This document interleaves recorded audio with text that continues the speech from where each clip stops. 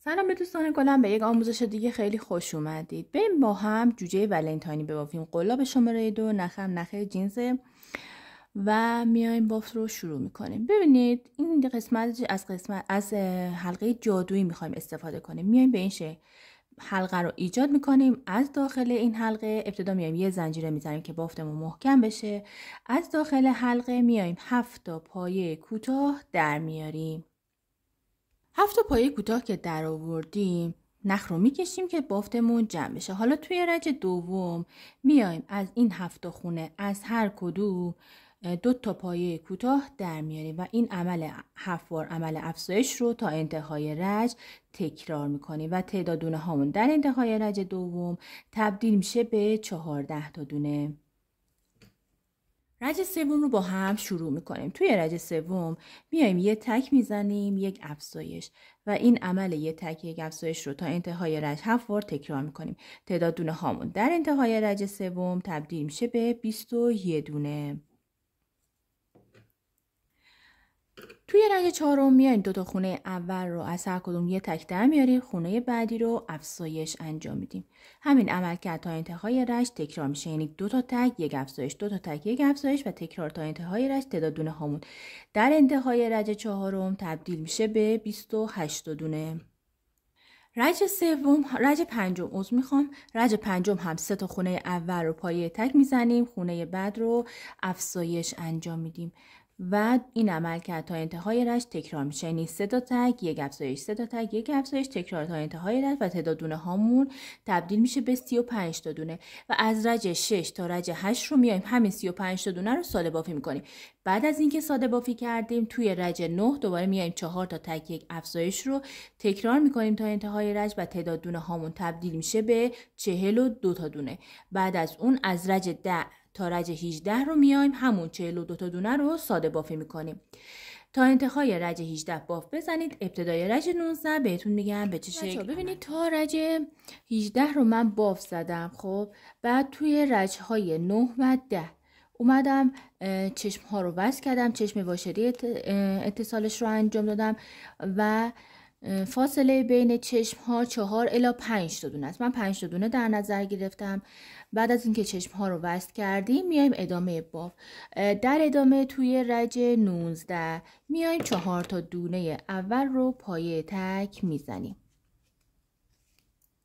4 تا تک که زدیم حالا میایم یک کاهش انجام میدیم. عمل کاهش به این شکله که از 2 تا خونه بعدی از حلقه‌ای که به سمت خودمون قلاب رو وارد میکنیم، نخ رو میکشم و به این شکل 2 تا یکی میکنیم. این عمل 4 تا تک یک کاهش رو ما باید تا انتهای رج تکرار کنیم. تعداد دونه هامون در انتهای رج 19 به 35 تا دونه میرسه.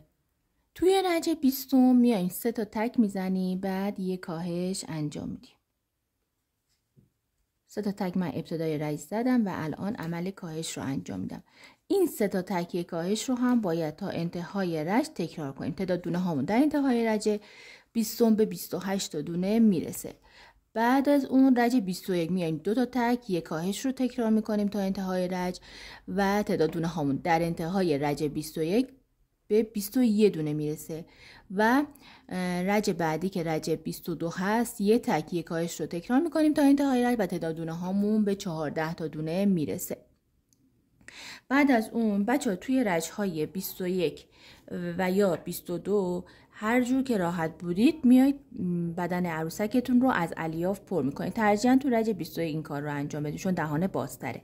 بعد از اینکه رج 21 رو باف زدید رج 22 میایید یه تک یک کاهش رو انجام میدید. دوباره اگر نیاز بود از الیاف پر میکنید. بعد از اینکه رج 22 رو باف زدید رج 23 میایید 7 بار عمل کاهش رو انجام میدید. توی این مرحله دیگه باید این قسمت از بدن عروسک یا سر عروسک فرقی نمیکنه چون به هم متصله، کامل دیگه از الیاف پر بشه. توی رج 23 که اومدید 7 بار عمل کاهش رو انجام دادید و از الیاف دیگه کامل پر کردید، 7 تا دونه برای ما باقی مونه که اون 7 تا خونه رو دیگه نخ رو بیشتر میگیریم و قیچی میکنیم. اون 7 تا اضافه نخ رو داخل سوزن میکنیم و از همون 7 تا خونه از حلقه‌ای که به سمت خودمونه سوزن رو عبور میدیم و این دهانه رو میبندیم و بافت بدن دیگه توی این قسمت تموم میشه. اما حواستون باشه که قبل از اون که دهانه بسته بشه کامل بدن عروسک رو از الیاف پر کنید. دیگه الیاف پر کردن کاری نداره توی این قسمت و هر اندازه که دوست داشتید پر کنید. نه به حدی باشه که خیلی به سمت داخل بره و نه به حدی باشه که خیلی بافتتون رو باز کنه. به حد نرمال باشه الیاف رو پر کنید و بافت بدن رو تموم کنید. خب ببینید من این عروسک رو تموم کردم. چشمای واشریش رو هم وصل کردم و حالا میخوام قسمت گلدوزی چشمش رو انجام بدم. از رنگ مشکی استفاده میکنم. ببینید از کجا وارد میشم؟ از این قسمت نیمه داخلی. ببینید از این نیمه داخلی چشم که میگم یعنی از سمت داخل.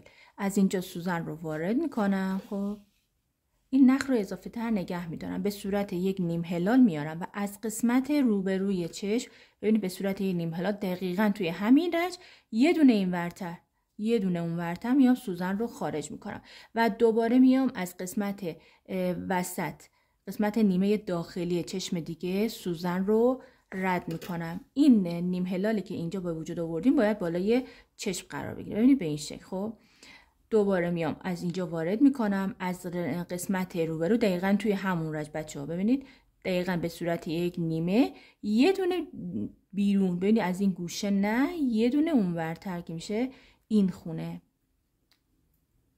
از اینجا هم سوزن رو خارج میکنم. خب ببینم اگر خیلی زیاد اومده اختلاف داره که نزدیک ترش میکنم، چکش میکنم، احساس میکنم یه خورده اینورتره.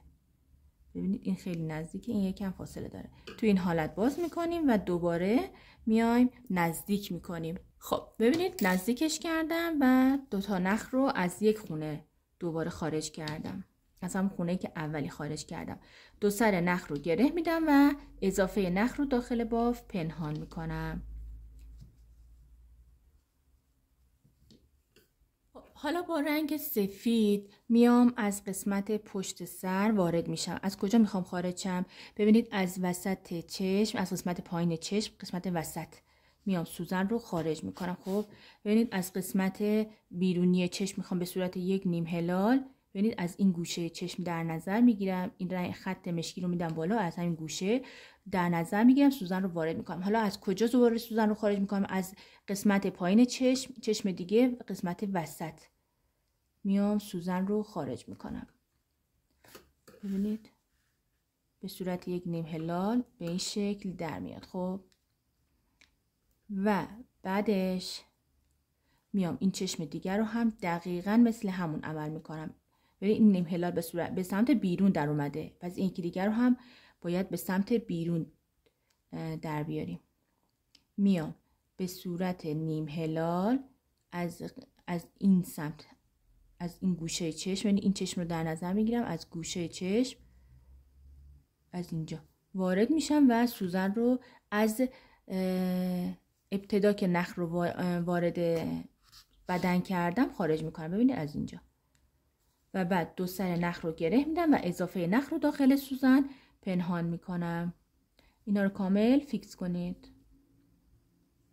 دخترها برای بینیش میریم چیکار میکنیم؟ از رنگ نارنجی استفاده میکنم. خب از قسمت پشت ببینید توی 3 تا دونه وسط، ببینید این رجیه که پایین چشم های درسته، 3 تا دونه وسطش رو میام در نظر میگیرم، 1 2 3. ببینید از هر سمت هم که بخوای شما نگاه کنید این 3 تا میفته وسط. میام 3 تا دونه وسط تو همون رج پایین چشم ها اینجا، ببینید اینجا میام در نظر میگیرم و 3 تا دونه وسط رو در نظر بگیرم. از گوشه چشم هم اگر بخواید نگاه کنید اینجا گوشه چشم دیگه خونه دومیش میام سوزن رو وارد میکنم و ببینید این اولی خونه که سوزن رو وارد کردم، خونه بعدیش نه، خونه بعدیش سوزن رو خارج میکنم. اینجا هم اضافه نخی خورده از ابتدای رجم نگه میدارم، یعنی این رو نگه میدارم که در انتها گره بدم. همین 3 تا خونه وسط رو درگیر میکنم و میام چند دور روش کوک میزنم. اینم از بینیش بچه ها، هر اندازه که دوست داشتی، 4 دور 5 دور اینم کوک میزنیم و اضافه نخ رو از داخل باف رد میکنید توی این خونه و ابتدا و انتها رو گره میدید و دیگه این قسمت هم تموم میشه. خب ببینید برای دستهاش هم حلقه جادویی زدم. داخل حلقه جادویی رو اومدم 8 تا پایه کوتاه پر کردم. از رج 2 تا رج 7 رو ساده بافی کردم و بعد از اینکه ساده بافی کردم آخری خونه رو نخ رو بیشتر گرفتم، جهت اتصال و جهت اینکه 2 تا لبه رو روی هم قرار بدم و اتصال 2 تا لبه رو هم انجام بدم. به این شکل اضافه نخ داخل سوزن میام. ببینید به این شکل سوزن رو از اینجا رد میکنم، از قسمت لبه روبرو خارج میکنم. خب این عمل رو هم برای دست مقابل، این دست دیگه که باف زدید رو هم باید تکرار کنید. ببینید سوزن رو از 2 تا لبه رد میکنیم به این شکل. با قلاب هم میتونید انجام بدید بچه‌ها، با پای بست و 4-5 تا کوک میزنید و تمام. خب بعد از اینکه این قسمت رو اتصال دادید، حالا میایم اتصالش رو روی بدن انجام میدیم. اتصالش روی بدن هم دقیقاً ببینید این رجیه که پایین چشمه، میایم یه رج پایین‌تر، یعنی اینجا ببینید کاملا مشخصه. میایم از کنار چشم که میگم ببینید یعنی اینجا میام پایین توی همون رجی که گفتم زیر چشم، یه رج زیر چشم میام از همین بغل میشمارم 1 2 3 4 5 6 تا دونه به سمت بیرون میرم. 5 تا دونه هم بچه ها میتونید برید. خب یک بار دیگه میشمارم دقیقاً از کنار چشم 1 2 3 4 5 و 6 میفته اینجا. میام از همینجا سوزن رو وارد میکنم و اتصال رو انجام میدم. میام همزمان یک کوک از ببینید خط دست رو صاف گذاشتم، دقیقاً یک رج زیر چشمه، یک کوک از بدنه میگیرم، یک کوک از دست میگیرم.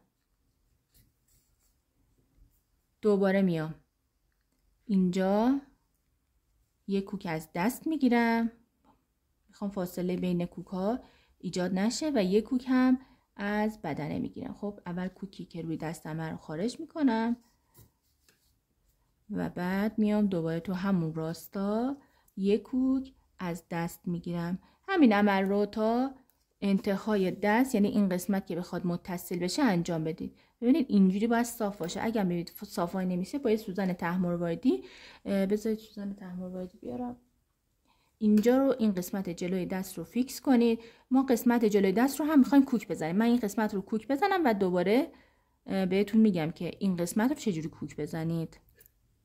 خب در ادامه ببینید من میام توی رج، ببینید اینجا توی رج دوم، این رج اوله این رج دومه. خب توی رج دوم اینجا میام سوزنم رو از این پشت در میارم و از رج دوم خارج میکنم. خب اینجا میخوام یک کوک هم اینجا بزنم. ببینید از رج دوم که میشه زیرش این قسمت میام اینجا در میارم که میخوره توی رج دوم. ببینید از اینجا 1 2 میام اینجا یک کوک میزنم تو همون ابتدای رج دوم. حالا رج سوم هم قسمت بالاش رو گرفتی، هیچ ایرادی نداره. اینجا یک کوک میزنم. خب میخوام این فضای وسط، ببینید این فضا در ادامه باز باشه که حالا میخوایم اگر قسمت قلب ولنتاین رو داخلش قرار بدیم که فضا باز باشه که به راحتی بتونین انجام بدید.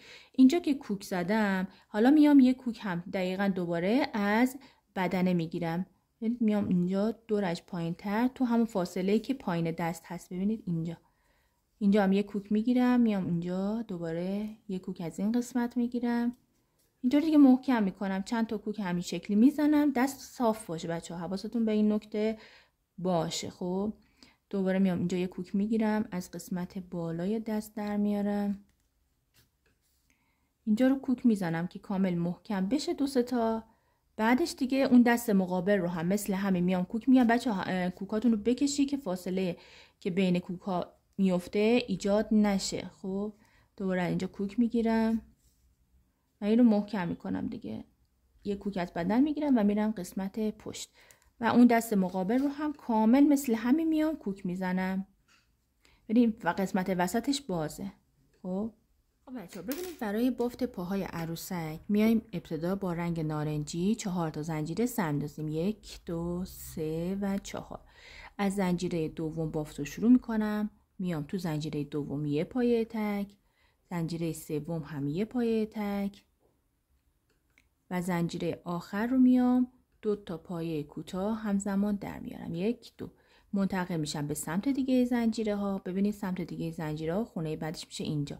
همزمان نخ اضافه رو هم داخل بافت پنهان میکنم. میام سمت دیگه زنجیره ها خونه بعدی یه تک میزنم و خونه آخر رو میام افزایش انجام میدم. 1 و دوباره یه پای کوتاه دیگه از داخل همین خونه. حالا میام چی کار میکنم؟ وارد اولین پای کوتاهی میشم که ابتدای رنگ زدم و میام اینجا یه بست میزنم، یه زنجیره میزنم و تمام. یه پای دیگه مشابه همین شما میاید چیز میکنید، میبافید با همین فرمول. ببینید پاها رو که بست کردیم، بافت زدیم، برای اتصالش من میخوام از چسب 1 2 3 استفاده کنم. خب و چسب محکمیه. میام تو قسمت مرکزی پا چسب رو میزنم یه خورده. خب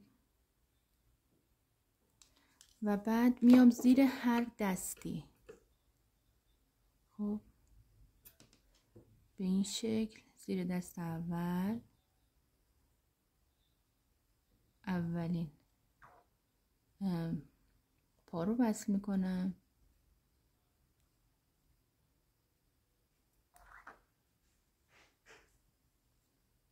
خب این رو یه خورده نگه دارید که محکم بشه.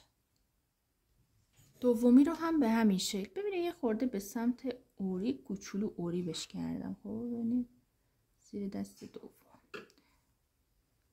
و حتما این نخهای اضافه رو یا بگیرید با قیچیام که بره زیر بافتتون دیده نشه. خب یه خورده به این شکل بچه‌ها روی دستتون نگه دارید که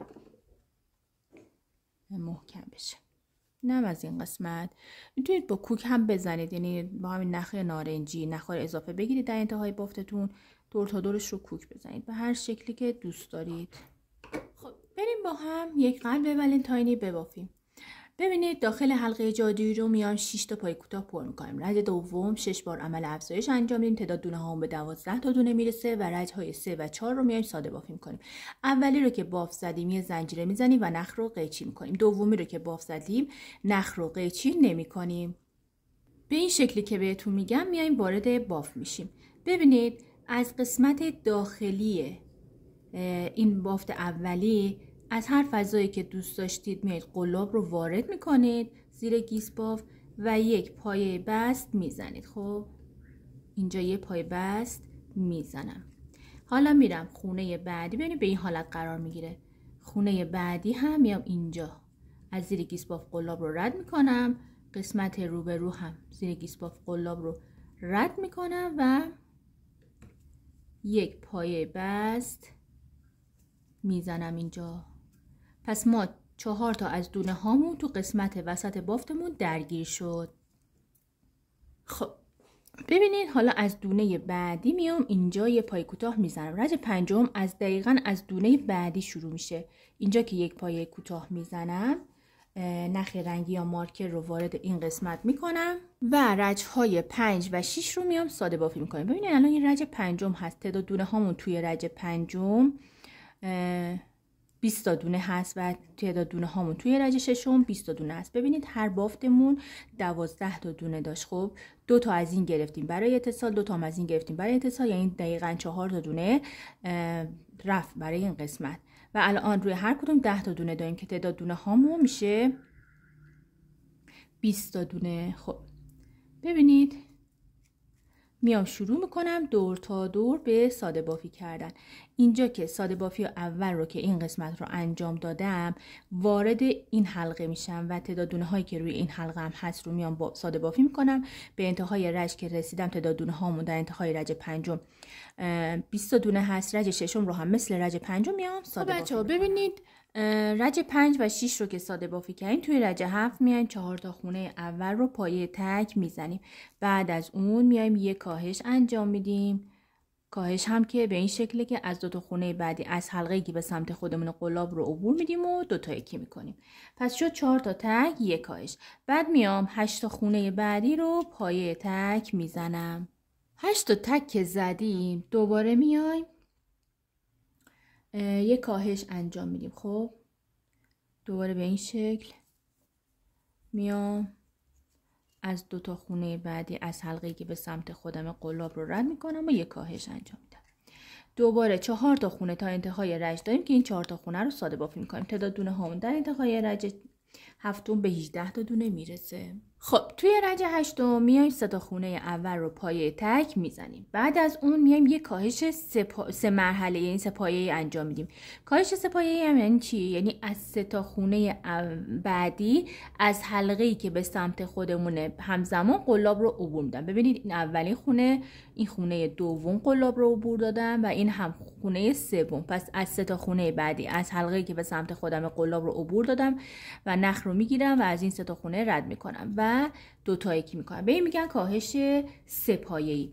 بعد از اون میام 6 تا خونه بعدی رو پایه تک میزنم. 6 تا تک که زدیم دوباره میایم کاهش 3 پایه‌ای انجام میدیم. از 3 تا خونه بعدی از حلقه‌ای که به سمت خودم قلاب رو رد میکنم و میام در انتها 2 تا یکی میکنم و 3 تا دونه تا انتهای رج برای ما باقی مونده که این 3 تا خونه رو میام ساده بافی میکنم. تعداد دونه هامون در انتهای رج هشتم به 14 تا دونه میرسه. رج بعدی که رج نهمه میایم 2 تا دونه اول رو ساده بافی میکنیم. دوباره بعد از اینکه 2 تا خونه رو ساده بافی کردیم بعدش میایم دوباره کاهش 3 پایه‌ای انجام میدیم. یعنی از 3 تا خونه بعدی از حلقه‌ای که به سمت خودمون قلاب رو رد میکنیم و به این شکل میام 2 تا یکی میکنم. خب بعد از اون دوباره میام 4 تا خونه بعدی رو ساده بافی میکنم. 4 تا که تک زدیم دوباره میایم یک کاهش 3 پایه‌ای انجام میدیم و 2 تا بعد از اینکه یک کاهش 3 پایه‌ای انجام دادیم 2 تا خونه تا انتهای رج برای ما باقی میمونه که میایم اون 2 تا رو هم ساده بافی میکنیم. تعداد دونه هامون در انتهای رج نهم به 10 تا دونه میایم بافتمون رو از الیاف پر میکنیم. چون دهانه یه خورده کوچیک شده دیگه با استفاده از پنس یا قلاب میتونید این کار رو انجام بدید. من کامل این رو پر میکنم. خب دخترها بعد از اینکه مطمئن شدید همه جای بافتتون از الیاف پر شده، یعنی باید به یک اندازه پر بشه، میایید دیگه توی رج دهم 3 بار عمل کاهش رو پشت سر هم انجام میدید و دیگه نخ رو بیشتر میگیرید. بذارید این قسمت رو با هم انجام بدیم تا ما کامل متوجه موضوع بشه. خب ببینید اول الیاف کامل بره داخل باف که توی حین باف که دارید میبافید نیاد تو دست و پاتون. حالا این رو برمیدارم میام توی این رج، در این رج دهم 3 بار عمل کاهش رو پشت سر هم انجام میدم. یعنی 2 تا خونه اول رو با هم میگیرم و یک کاهش انجام میدم برای اینکه بافتم گیج نشم که سر رجم کجاست. دوباره علامت گذاری میکنم. گفتم 3 بار عمل کاهش انجام میدیم دیگه. این یک، اینم 2. ببینید از حلقه‌ای که به سمت خودمه میام قلاب رو میگیرم 2 و یه بار دیگه انجام میدم و گیر کرده. اینم 3 بار عمل کاهش رو که انجام دادید خب یه زنجیره میزنید، نخ رو بیشتر میگیرید و دیگه قیچی میکنید. این فضا باید باز باشه چون میخوایم این قسمت رو سیم مفتول واردش کنیم و حالا در ادامه بهتون میگم به چه شکلی. میخوایم سیم مفتول واردش کنیم و یه خورده حالت ولنتاینی بگیره به خودش. بعد از اون میایم از یک سیم مفتول حدوداً 18-19 سانتی استفاده میکنیم. خب برای من 18 سانته. بعد میام قسمت بالاش رو با استفاده از دم باریک حالت یک اشک کوچولو در میایم که قسمت تیزیش هم بره داخل. ببینید به این شکل اوریب مانند میکنم. خب حالا اگر روی هم قرار نگرفت با انبر دست بیاید این وسطش رو به این شکل روی هم قرار بدید که یه خورده جمع بشه. خب حالا میایم چی کار میکنیم؟ این تیزیش رو بدم یه خورده بیرون. ببینید با تمایلی انبر دست به راحتی میتونید این کارا رو انجام بدید. دیگه یکی از ابزارهاییه که باید داشته باشید. حالا میام با استفاده از چسب حرارتی یا چسب 1 2 3 فرق نمیکنه بچه‌ها. من از چسب 1 2 3 فعلا استفاده میکنم. میام همین قسمت رو که حالت یک نیم هلال کردم، حالت یه اشک در اومد رو میام چسب میزنم. خب یه خورده این قسمت رو چسب میزنم که میخوام نخم رو دورش تاب بدم. نخ سفید استفاده میکنم دیگه. به این شکل نخ رو یه خورده بیشتر میگیرم، روی سیم مفتولم قرار میدم. خب میام از این بالا شروع میکنم به تابیدن. به همین ترتیب ریز ریز بچه‌ها بتابونید که در حین تابیدن سیم مفتول دیده نشه. ببینید کوچولو کوچولو میتابونم. این عمل رو من تا کجا انجام میدم؟ ببینید این قسمت میره داخل، یعنی داخل قلبمون میره و دیده نمیشه. اینو من تا پایان، یعنی تا پایین سیم مفتولم میام این کار رو انجام میدم. چسب 1 2 3 سریع خوش میشه و اذیتتون نمیکنه. خب من تا پایین سیم مفتول به همین ترتیب ریز ریز میرم پایین و همین رو لول میکنم که هر از گاهی اگه دیدین داره باز میشه یه کوچولو مابینش بیاید چسب بزنید. درد خیلی کم یه نقطه کوچولو بزنید که راحت تر ادامه پیچیدن رو انجام بدید. به همین ترتیب من تا پایین میرم. ببینید به این شکل در اومده. انتهاش رو هم چسب زدم یه کوچولو که دیگه نخا روی هم قرار بگیره. اینجا رو قیچی کردم. خب حالا میام چیکار میکنم؟ میخوام قسمت بالاش رو اینجا رو یک کوچولو چسب بزنم و فضایی که این قسمت از سیم مفتول میخواد بره داخل بافتم رو باز کنم. این فضا رو میام اول با یه پنس باز میکنم. این اول باید زودتر باز میکردم، حواسم نبود. این رو باز میکنم. خب اینجا این قسمت از سیم مفتول رو میفرستم بره داخل بافتم و یه کوچولو خودش رو بگیره. بعد از این که رفت کامل داخل بافت، اینجا رو یه چسب میزنم و اضافه نخی که از قلب گرفتم رو میام شروع میکنم به تابیدن که این دیگه کامل بسته بشه. ببینید به این شکل. این دیگه تا اندازه‌ای که دوست داشتید میتونید بیایید این قسمت رو بتابونید. خب یک کوچولو دیگه من میرم پایین و انتهاش رو هم میام. ببینید اینجا دیگه کامل بسته شده. این رو از بالاتر بگیرید بچه. اینجا رو هم یک کوچولو چسب میزنم که دیگه نخ رو قیچی کنم. ببینید اینجا رو میرم انتهاش رو اینجا رو قیچی میکنم کامل روش رو بگیره. اضافه نخ رو قیچی میکنم. خب به این شکل در اومد. این رو باید از بالاتر میگرفتم. خب به این شکل در اومد. این رو یه خورده نگه دارید که جمع بشه. اگه جمع نشد دوباره چسب بزنید. اینجا کوچولو چسب بزنید و با پنس روش رو صاف کنید. خب به این شکل در اومد. خب ببینید بچه‌ها یه مداد بردارید. خب به این شکل کنار قلب قرار بده. ببینید به این شکل و میاید سیم مفتولتون رو شروع میکنید به تابیدن. ببینید به این شکل من میتابونم. خب این یه خوردم به هم نزدیک شد، ایرادی نداره. این رو میتابونم به این شکل در میاد. خب حالا مداد رو باز میکنم. این قلب رو یه خورده صاف میکنم. این پایینش رو هم صاف میکنم.